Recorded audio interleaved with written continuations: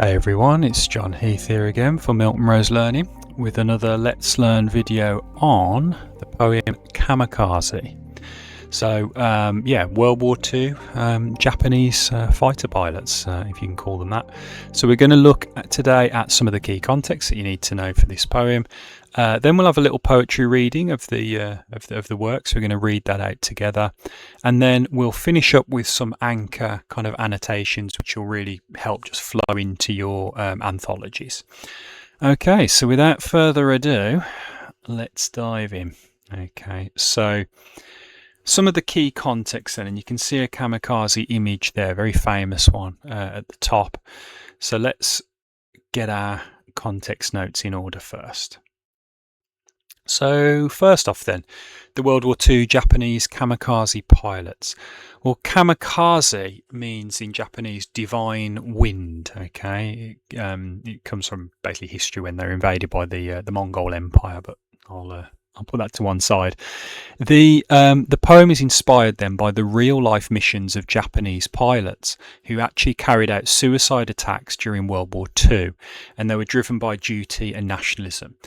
So if anyone knows their history, by 1945 Japan was on its knees. America had pretty much defeated Japan, all but the home islands, and the Japanese believe in honour from their samurai past.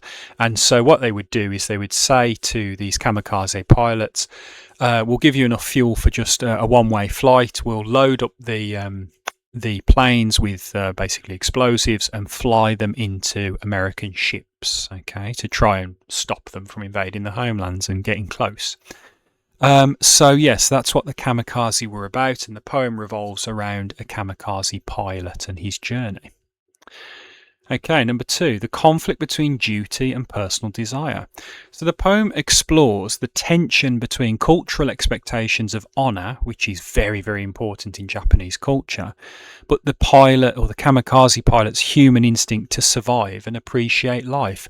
Not all kamikaze pilots were willing and they really wanted to die. They went through a lot of mental anguish before going to become a kamikaze pilot, and this poem really symbolises that mental conflict.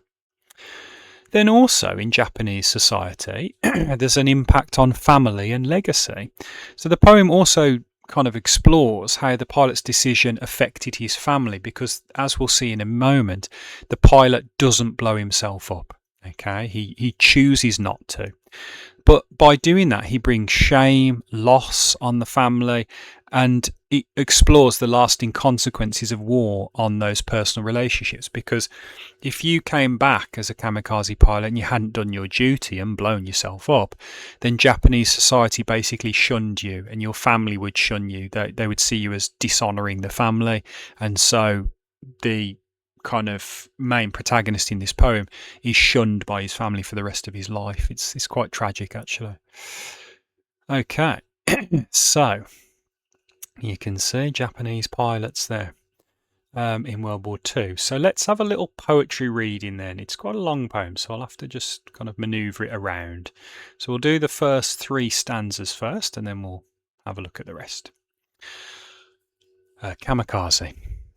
Her father embarked at sunrise with a flask of water, a samurai sword in the cockpit, a shaven head full of powerful incantations, and enough fuel for a one-way journey into history.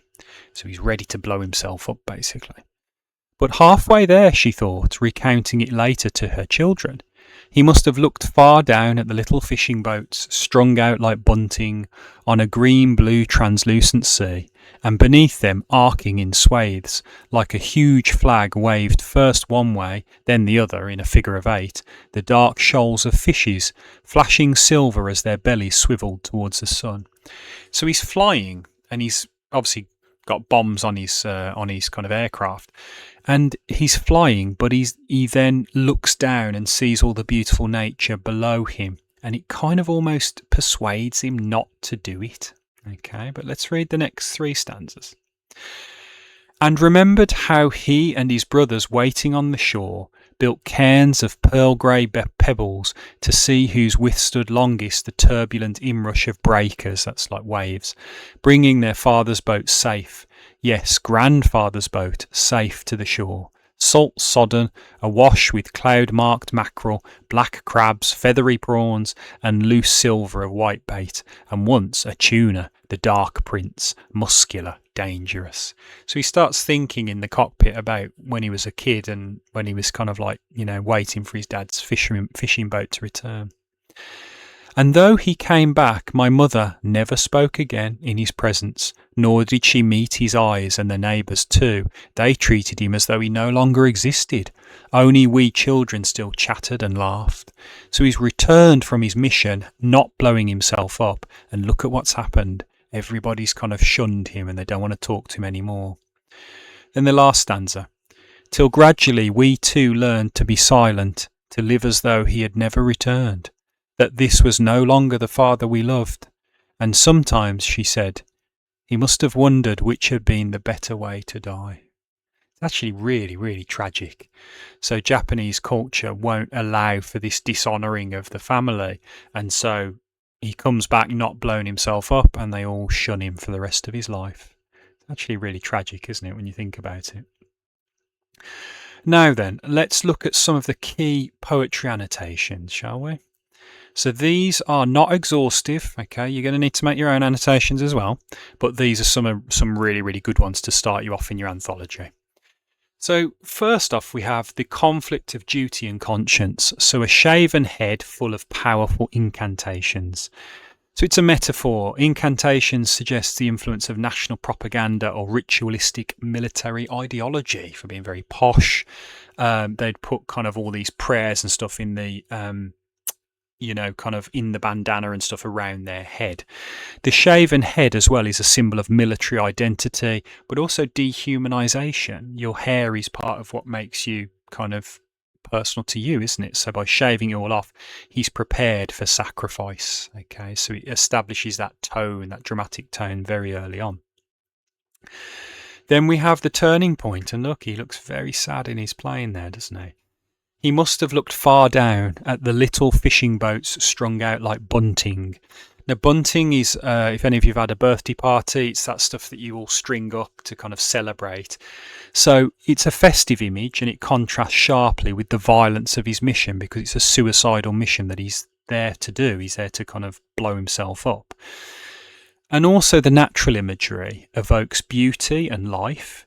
Nature causes him to actually reconsider this act of war. He doesn't want to blow himself up. He looks down at the beautiful kind of little fishing boats and things like that, and he says, maybe I want to go on living. Maybe there is enough beauty in the world. It's actually really quite tragic.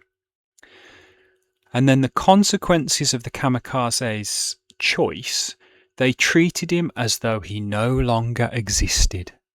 So he suffers what I would call in an essay a kind of social death. He returns home, meaning that he's lost all honour and identity in the eyes of the Japanese community. They do not see him now as a man. He's kind of like he's brought shame on them all. And also isolation. Even though he preserved his life, he's cut off from human connection. Can you imagine how horrible that must have been for the rest of his life, by the way, until death?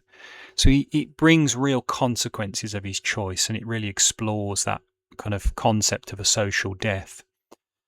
And then the final reflection in the poem, which is very heartrending at the end.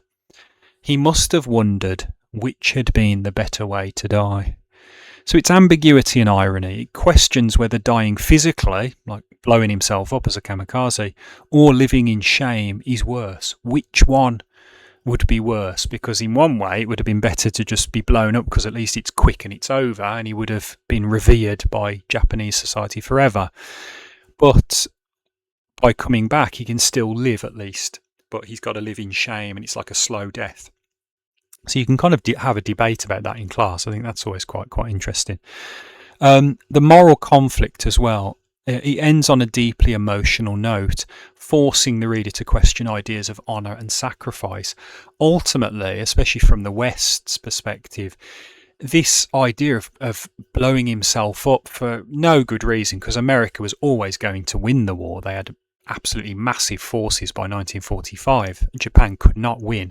So it does seem absolutely pointless to spill even more blood and pointless kind of killing of these pilots just for no reason. So it kind of really brings that home to the reader at the end as in a very powerful final reflection. Okay, so very deep kind of themes being kind of picked out there, and definitely look up the Kamikaze in World War II there, because it's a very interesting topic in its own right. But hopefully we've given you a really nice beginner's guide there, which will just help speed your learning of that poem. So don't forget to hit the like, subscribe and tap the bell icon. Never miss another Let's Learn video again. If you have any kind of notes or anything that you want to kind of raise about the poem, please do pop it in the comments box and we'll always do our best to reply. So it just remains to say, obviously, thanks for listening. Hopefully you've enjoyed focusing on Kamikaze today, and we'll see you soon. Take care.